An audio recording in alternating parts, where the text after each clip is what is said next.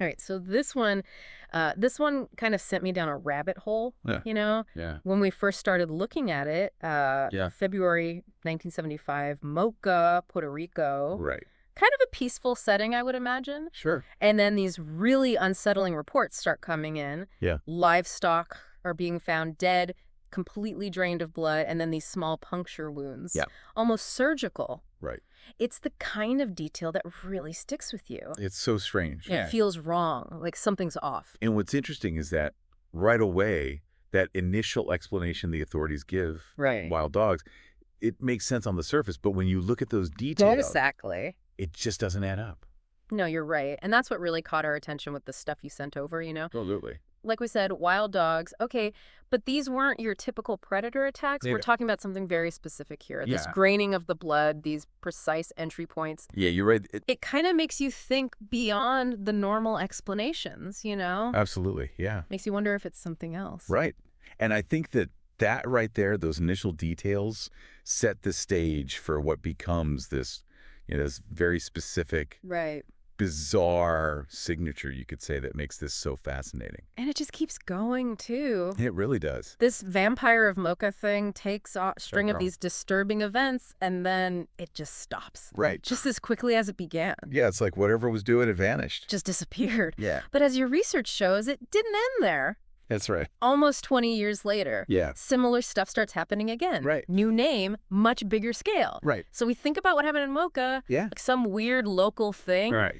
but then it comes back way later, bigger. Yeah. So either the same thing is back, Yeah. or something similar started up somewhere else. It's true. Yeah. And that time in between, that just adds to the mystery, doesn't it?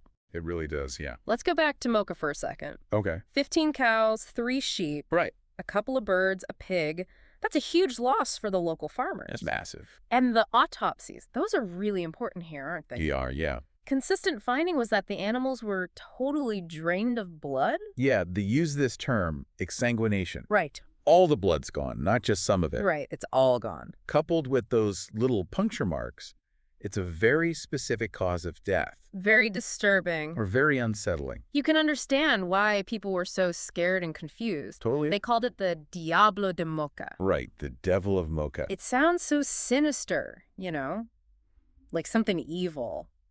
It is interesting how they name these things. Right. It gives you a glimpse into how people were feeling. Yeah. Like they're trying to make sense of something that just doesn't make sense. They're trying to fit it into what they know, right? Right. So to get some real answers, the Agricultural Committee calls in a herpetologist, Dr. Juan Rivero. I guess people were thinking maybe a snake, some weird kind. Makes sense, right? Especially with local stories and stuff. Exactly. So Dr. Rivero, he knows his snakes and he rules them out. Yeah. See, Puerto Rican snakes, they don't have venom that would kill that quickly. Right. And they definitely can't drain all the blood from a cow. No, absolutely not. They even looked at bats, didn't they? They did. Found some fruit bats in a cave nearby. Right.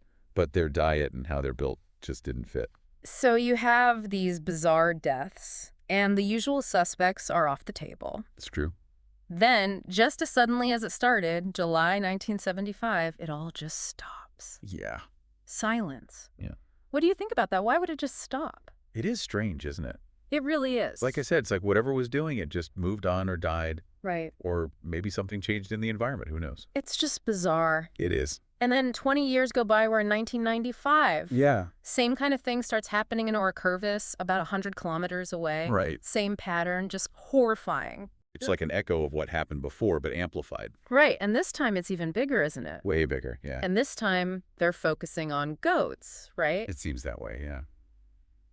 Do you think there's a reason for that? Why goats? It's interesting, isn't it? Maybe it's because they're smaller than cows. Right, easier to handle. Or maybe there's something about their biology that makes them a better target. Who knows? It's a good question. Yeah. This is also where we get the name we all know, the Chupacabra. The goat sucker, right. Catchier than the devil of Mocha, I guess? It definitely is. So it really sticks in people's minds. It does, yeah. It adds to the whole legend. It really does. And then we start getting eyewitness accounts. Right. Madeline, in Canovanas, her story is really something. Oh, yeah. Very detailed. She describes this kangaroo-like creature, no tail, Mm-hmm. walking on its hind legs, Right. thin arms with 3 fingers, 3 toes. Wow. big black eyes with this black all around them. So creepy, right? It is. No ears, just holes for nostrils. Yeah. And a ridge along its back. She said, "I saw the devil." Right. I mean, that's intense. It really is, and what's striking is how detailed she is, you know? Yeah. I mean, we know people remember things differently, but the way she describes it, it's like she's painting a picture. It's so vivid. Bipedal, no tail, Oh. those fingers and toes and those eyes, it's really something. And then she sees it again, right? Yeah. With her husband and a friend. Yeah. By their garage, they try to catch it. It gets away. Yeah, and that's when that drawing gets made. Based on her description, right? Right, and that image, that really spread. It became the Chupacabra. It did, yeah. That's the image everyone thinks of. I think so, yeah. And then the floodgates open. Yeah, more sightings start popping up So many reports, all over. different details, but some things keep coming up. Right. Like 4 to 5 feet tall, walking on 2 legs, those big black eyes. Yeah. Sometimes little bat wings, sometimes spikes on the back. And a lot of people say it smelled like sulfur. That's weird, right? It is. Why do you think Okay. so many people are seeing the same things? That is a good question, isn't it? Yeah, I mean, memory can be tricky, right, and people can be influenced by what they hear. right. But the fact that they're all seeing those things, the way it moves, the eyes, the back, even the smell, Yeah, it makes you wonder. right. Like maybe it's something real, It could be. or maybe it's just this huge shared story. That's true, too, yeah.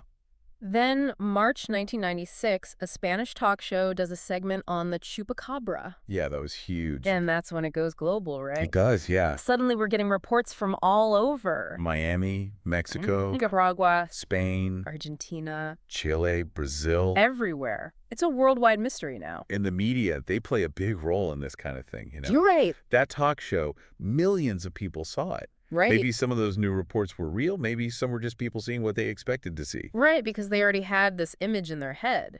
But for years, no real evidence. Yeah, just stories and dead animals, but no proof. No body, no tracks, nothing you could hold in your hand. Right.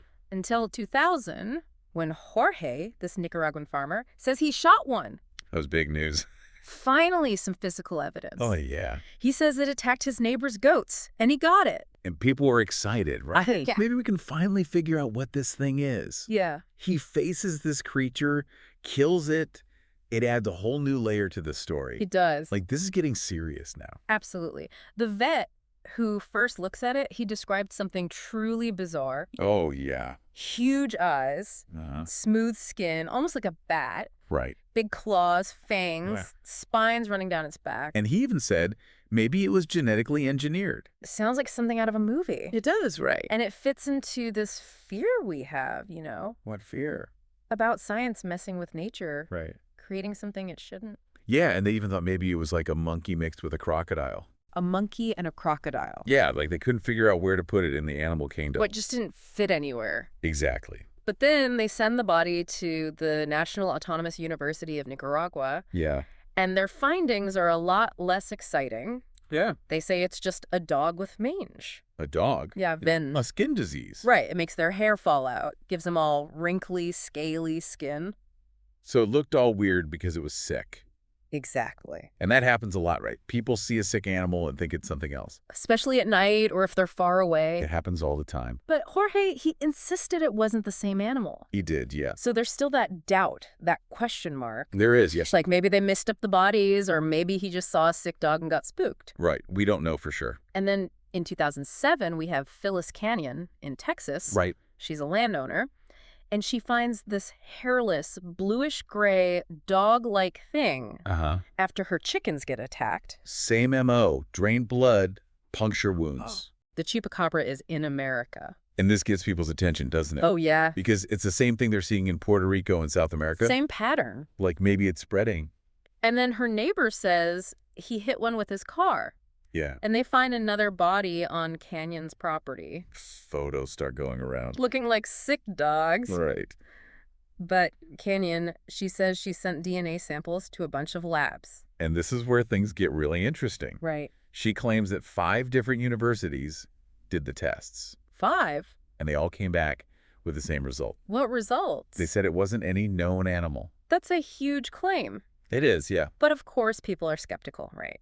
Of course. Maybe she's looking for attention. Maybe the tests were wrong. It's hard to know for sure without seeing the data. Exactly. Someone needs to check those results. Yeah, that's how science works. So let's put aside the crazy theories for a minute. All right. What about the more normal explanations? Yeah. Like Dr. Mike Forstner, he says maybe they're just coyotes. Coyotes. Yeah, coyotes that bred with wolves, Uh-huh. and they have mange.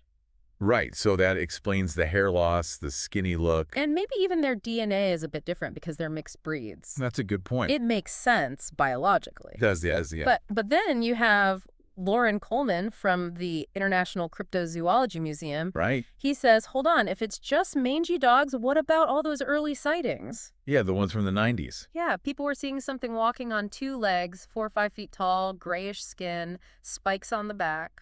That doesn't sound like a dog. Exactly. So he's saying maybe we shouldn't be so quick to dismiss the idea of a new animal. Yeah, he's saying keep an open mind. And it's hard to argue with that, isn't it? It is, yeah. I mean, cryptozoology, it's all about things we haven't discovered yet. Right.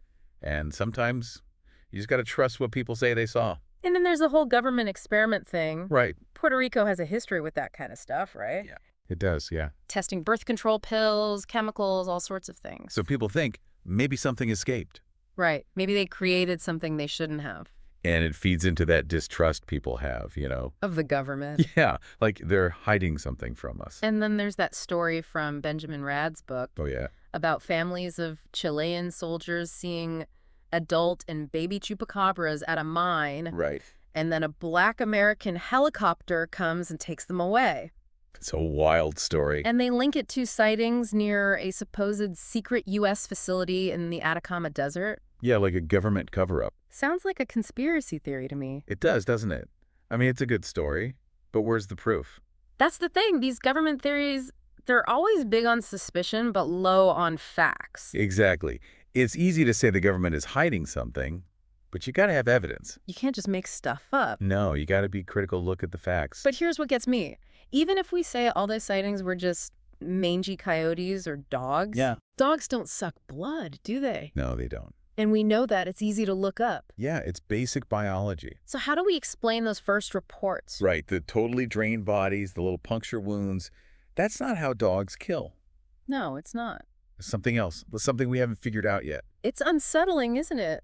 It really is. So we've looked at everything, the weird stuff in Moca, then it comes back bigger, a new name, all these crazy sightings. Different explanations, some natural, some not so much. We've got bodies that turned out to be normal animals. We've got theories about secret experiments. It's a lot to take in, isn't it? That's a whole mess of the unexplained. And I think what's really fascinating is how it's changed over time, you know? What do you mean? Like it started with these local stories, then you get real people seeing things, Right. then scientists try to explain it, Right. but it just keeps getting bigger and weirder. It's like it's evolving. It is, yeah. And it shows that we're still drawn to the unknown, you know? We are, yeah. These creatures that might be out there. Lurking in the shadows. So, our listener, you've been with us on this deep dive. We've gone through the evidence, the theories, the whole shebang. Now it's your turn.